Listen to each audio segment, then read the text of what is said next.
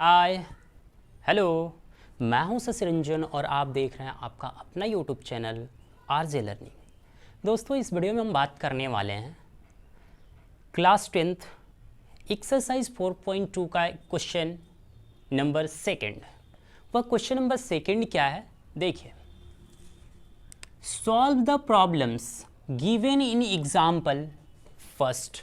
जो first example में questions दिए गए हैं उन्हीं प्रॉब्लम्स को हमें सॉल्व करने हैं। That is to solve, right. तो वह प्रॉब्लम्स कौन से हैं देखते हैं हम। यहाँ पहला प्रॉब्लम्स है और यहाँ सेकंड प्रॉब्लम्स है, ठीक है। तो पहले प्रॉब्लम्स को हम सॉल्व करते हैं। That is a quadratic equation, right. ये हमारा एक क्वाड्रेटिक इक्वेशन है। तो हमने बताया कि फैक्टराइजेशन मेथड आपको सिखा चुके हैं हम, और फैक्टराइजेशन मेथड से हम इसको क्या करेंगे जी, सॉल्व करेंगे। तो फैक्टराइजेशन मेथड से हम सॉल्व करते हैं। इसके लिए coefficient of x square and constant term का हम क्या करते हैं, मल्टीप्लाई करते हैं। तो मल्टीप्लाई करने पर हमें मिलेगा क्या जी, 324। यानी 324 में 1 का मल्टीप्लाई करते हैं तो हमें मिलेगा 324।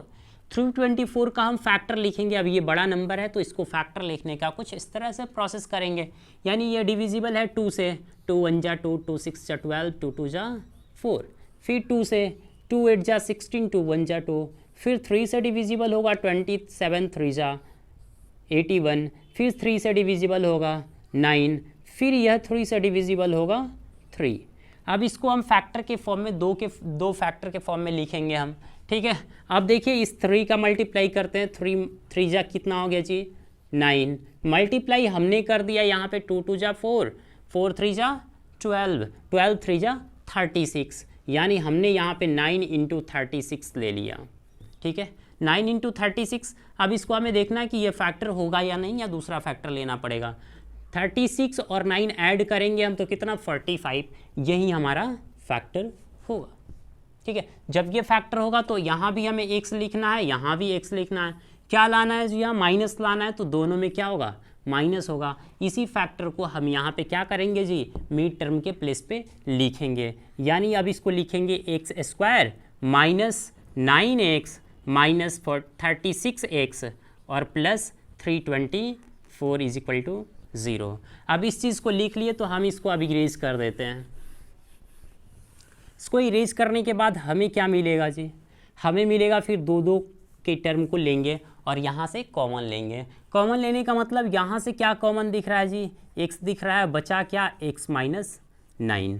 फिर से यहाँ देखते हैं यहाँ से क्या कॉमन होगा जी। तो यहाँ से हम जानते हैं 324 का ही फैक्टर हमने लिखा है क्या जी, 36 इंटू क्या 9। तो इसमें से 36 हमने कॉमन ले लिया तो यहाँ पे बचा क्या, -36 हमने कॉमन ले लिया, क्योंकि यहाँ भी माइनस लाना है और यहाँ प्लस है, यहाँ -36 कॉमन ले लिया हमने। तो यहाँ बचा x और यहाँ बचा माइनस और यहाँ बच गया केवल और केवल, ये तो कॉमन ले लिया हमने, बचा 9 इज इक्वल टू 0। अब देखते हैं ये क्वेश्चन हमारा 2 टर्म में डिवाइड हो गया।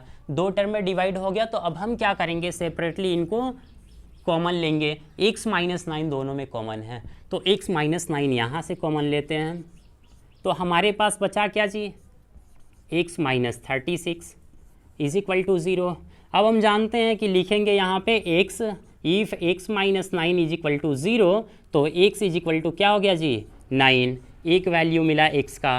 If x minus 36 is equal to 0 तो हमारे पास दूसरा वैल्यू मिला, यानी x इज इक्वल टू क्या, 36।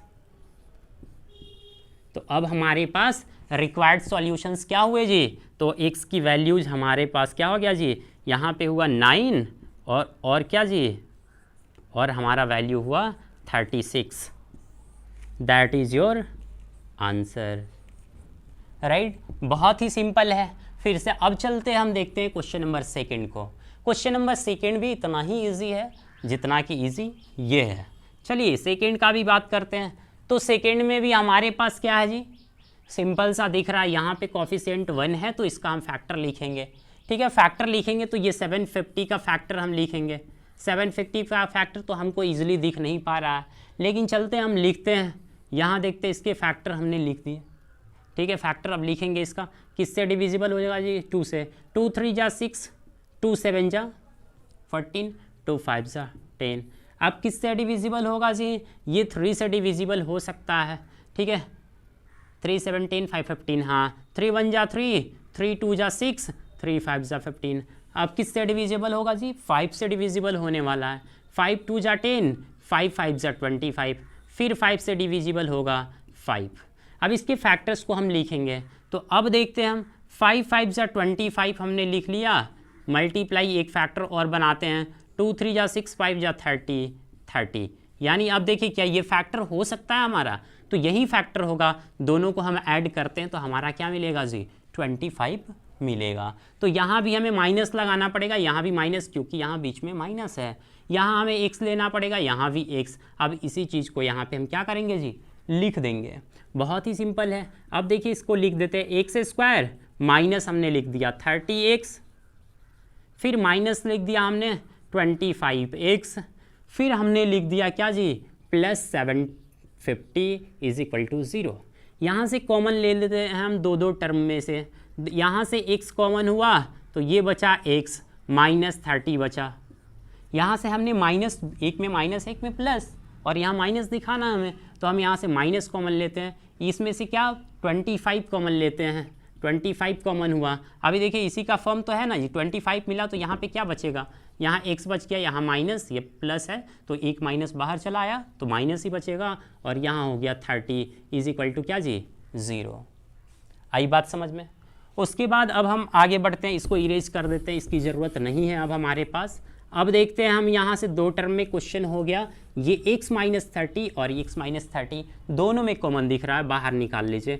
x माइनस 30 और बचा क्या जी, x माइनस बचा 25 इज इक्वल टू क्या जी, यहाँ 0 हुआ। ठीक है, ये 0 हो गया हमारा। 0 होने के बाद अब हम क्या करेंगे, सिंपल सा, if x minus 30 is equal to 0, so x is equal to क्या हुआ जी, 30, and if x minus 25 is equal to 0, तो x is equal to 25।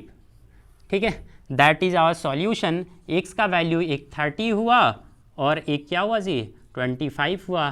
That is your answer. Are you getting my point.